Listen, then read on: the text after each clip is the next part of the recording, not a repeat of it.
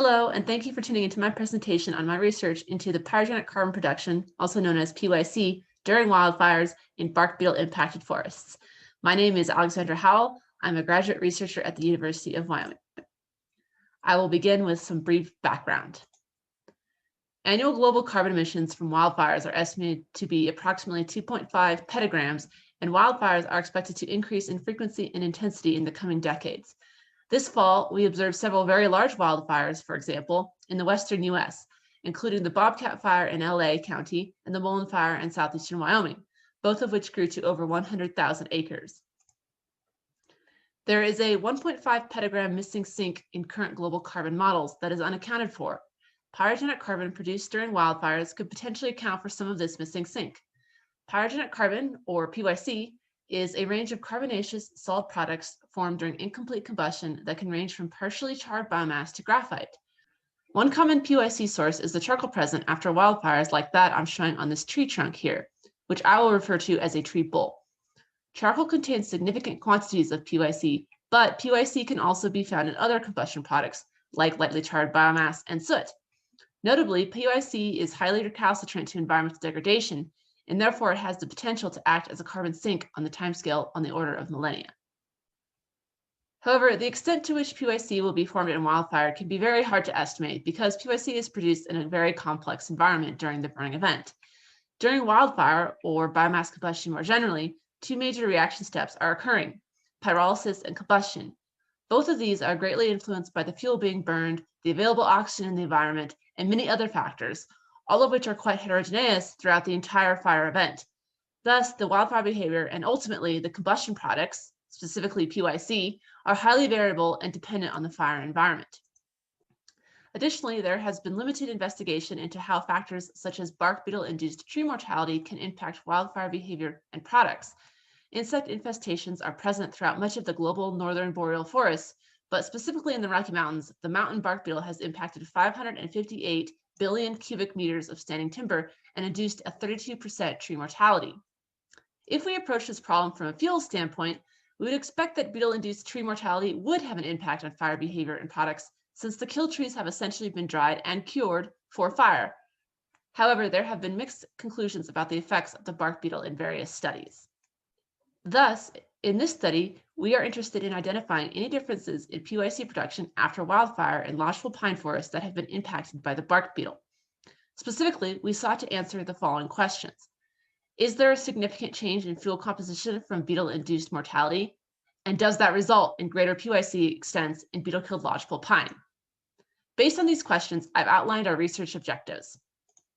We characterized the physiochemical properties of unburned and burned beetle-killed and lodgepole pine burned during the Badger Creek Fire in southeastern Wyoming in 2018. We estimated differences in charring extents based on visual observation and characterization of physiochemical properties. We also wanted to determine total amounts of carbon released and carbon retained as PYC. And lastly, we wanted to investigate impacts on the heat output of the fire due to the presence of the bark beetle. Next, I'll move on to the specifics of the materials and methods implemented in this study. In this study, unburned and burned healthy and beetle-killed tree boles were collected from the Badger Creek Fire site in the Wyoming Medicine Bow Route National Forest. Notably, in this study, the comparison between feedstocks is made possible by the nature of the forest itself, as lodgepole pine ecosystems are typically even-aged and relatively homogeneous. Based on our study objectives, 4 bowl categories were identified. Here you can see radial cross-sections of those 4 categories: unburned and burned HP, and unburned and burned BK. Also, I want to note that I will often refer to healthy pine as HP and beetle-killed pine as BK during this presentation. Right away, you may notice that the charring extents extend very little into the interior of these cross-sections. Next, we further delineated these categories into 3 radial layers: the bark cambium, the sapwood, and the heartwood. We quantitatively tested samples for each of these radial layers to identify the limits of the charring extent. We did this by performing a full physiochemical analysis, starting with approximate analysis, which gives us properties such as moisture, volatile, ash, and fixed carbon contents. Next, we use scanning electron microscopy, which allows us to view the samples at the micron level. Oxidation analysis gives us information about ignition temperatures and char burnout rates. elemental analysis, which we were specifically interested in for characterizing the carbon contents, kinetic analyses, which gives us information on the kinetic parameters like the activation energy and the frequency factor, higher heating values of the feedstocks, hydrogen pyrolysis, which allows us to isolate the PYC fraction of the carbon in the samples, and which I will describe in detail in a moment. And lastly, we performed scaled up analyses so we could compare the total amounts of carbon, PYC, and energy contents between HP and BK for the specific fire event. Additionally, I want to note that all the analyses, apart from the initial approximate analyses, were performed on the bark cambium layer only for the 4 sample categories. This is because initial approximate analyses confirmed what we observed visually. The charring extent traversed very little past the bark cambium layer and into the radial cross sections, and interestingly, the charring extent was noticeably less in burned HP than in burned BK. Now back to our list of bowl analyses techniques. I'll describe some of the more notable methods we employed in this study, the HiPy technique and the scale-up. Hydrogen pyrolysis has been shown to capture the widest, most representative fraction of the PYC continuum, which again extends from partially charred biomass to graphite. It does this by removing the labile organic matter during heating without allowing it to undergo secondary reactions and recondense on char residue surfaces, which would artificially increase the char produced. Thus, the HiPy technique allows us to isolate the stable portion of the PYC present in the sample without increasing the charring by the nature of the technique itself. The HiPy reactor consists of a quartz tube housed in a stainless steel reactor. Bark cambium samples loaded with a molybdenum precursor are placed in the quartz tube and secured with quartz wool on both ends. The sample temperature can be monitored with the sample thermocouple, and the reactor is flooded with either nitrogen or hydrogen. Nitrogen is used to purge the system of any oxygen prior to beginning the HiPy procedure. Then, hydrogen is flowed through the reactor at 1.5 SLPM. Upon exiting the pressure-controlled section of the reactor, hydrogen is mixed with nitrogen and dispelled to a fume hood. The reactor is then pressurized to 15 megapascal and heated to 550 degrees C. Once removed from the reactor, the sample has been reduced to its pyrogenic carbon fraction and ash only. Lastly, scaled-up analyses were performed to determine total amounts of carbon, PYC, and energy contents remaining on site over the entire fire-affected area, which can also be used to determine amounts of carbon and energy released. The scale-up was first done at the bowl scale by determining the total amounts of carbon, PYC, and heating content for the unit bowl size I'm showing here. The bulk carbon content scale-up is shown here as an example, where the carbon per length was calculated based on the quantitative analyses as the cross-sectional area of the charred bowl bark cambium times the density times the measured mass fraction of carbon in the bark cambium. The bowl analyses were then scaled up to the total fire-impacted area, which notably was 21,310 acres and 58% impacted by bark beetle-induced mortality. Next, I will discuss the results found in this study. I begin with the results of the proximate analysis performed using thermogravimetric analysis. Here I am showing the fixed carbon and the volatile contents on a dry ash-free basis for each of the bowl radial layers, the bark cambium, the sapwood, and the heartwood for the 4 sample categories, burned and unburned, BK, and HP. First, I want you to notice that there is very little variation between all the samples except the burned BK bark cambium.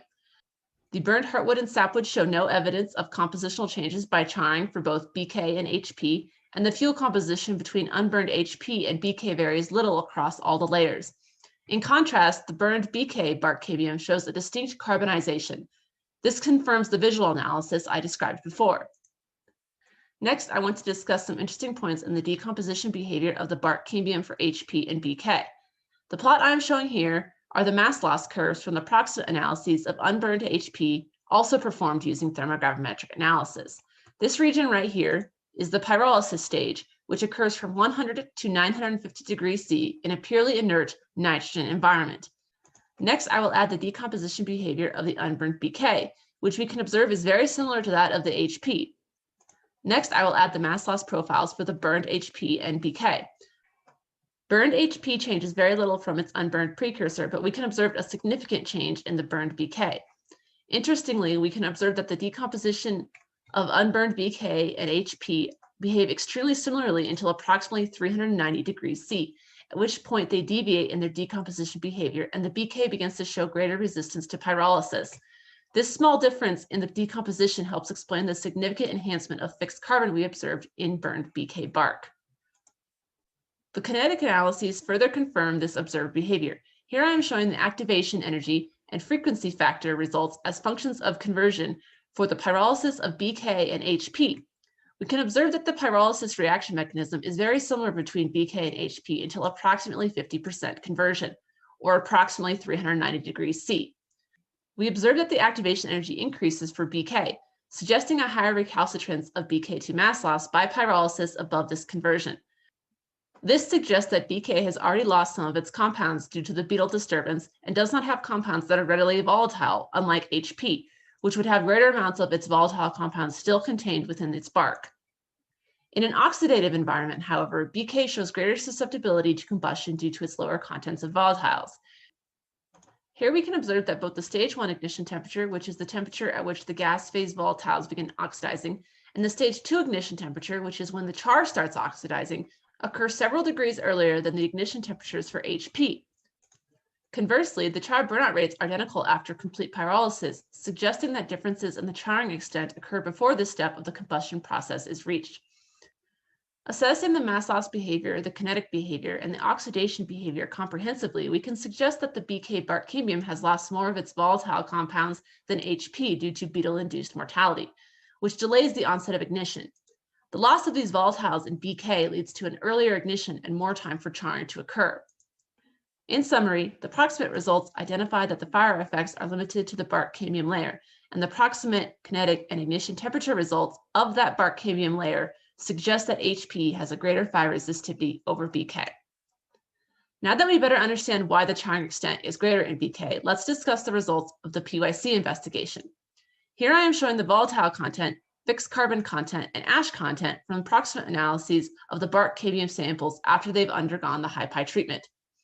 We observe a similar trend as before, where the fixed carbon is enhanced in the burned BK, which would suggest an enhancement of PYC in that sample category, which we do indeed observe. The PYC content per 100 gram of feedstock of burned BK is significant. Renormalizing for the apparent PYC in the unburned samples, we can see that the burned BK PYC is about 9.6% and the HP PYC is merely 0.1%, which is approximately an 87 times enhancement of PYC production in BK.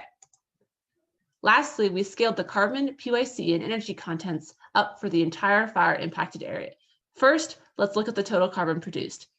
Immediately, we can see that the HP has retained a large part of its carbon content, whereas the burned PK has lost a significant amount. If we take the differences between the unburned and burned samples, we find that BK has released 6.6 gigagrams of carbon to the atmosphere, while HP has only released 1.3 gigagrams. This adds up to a total amount of carbon released due to this fire of 7.9 gigagrams. For comparison, the global annual carbon emissions from wildfires is approximately 2.5 petagrams. Next, looking at the total PYC formed in BK and HP. As we observed from the high pi results, the total PYC is enhanced in BK, and the total PYC formed in this fire was 0.71 gigagrams. If we compare this to a theoretical fire that burned the same area in purely healthy pine, the total PYC produced would only be about 0.4 gigagrams. Thus, the forest with BK impacts has formed 20 times more PYC than a healthy forest would, which is remarkable. Similar trends were observed for the energy released from this fire. BK bulbs released greater amounts of heat, and the total heat released was 250 terajoules, whereas for a theoretical healthy forest, the total heat released would only be about 190 terajoules, a 32% reduction. In conclusion, in this study, we investigated burned and unburned BK and HP bulbs to determine differences in charring extents, PYC production, and net heat output. Charring impacts were found to be limited to the bark cambium layer, and HP was identified as having a greater resistivity to heating and charring. Relatedly, PYC and net heat output were found to be enhanced in BK, resulting in 3 times greater carbon emissions, 20 times greater PYC retained, and 32% enhanced heat output. Thank you, and I look forward to your questions on December 8th.